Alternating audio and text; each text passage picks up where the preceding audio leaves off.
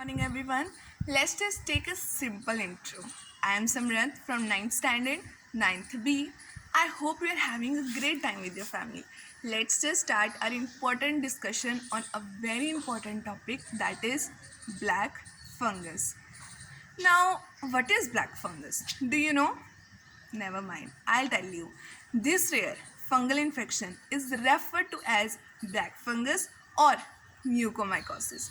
This is caused by a fungus called muco, which is found on wet surfaces. Cases of mucormycosis are rapidly increasing among COVID-19 patients, causing like blindness, serious illness, or even death in some cases. We can't even imagine their conditions now. One side they're fighting with COVID and the other side they're having this disease also. We can just pray for them. Now, how it is spread? This disease is caused by fungus spores found in soil and organic matter, usually inhaled by the humans through air. This mold enters the body and then manifest around our nose and eye sockets, causing the nose to get darkened and, if not stopped, move fatally into the brain. Now you will be thinking, how we get to know that we are having this disease? Yes, by knowing the symptoms of this disease. Now, what are the symptoms? People suffering from this disease typically have the symptoms like stuffy and bleeding nose, pain and swelling in eyes, eyelid dropping and blood, and finally loss of vision. And one more thing, it causes black patches of skin around the nose. Now, what is the treatment or medicine it has any or not?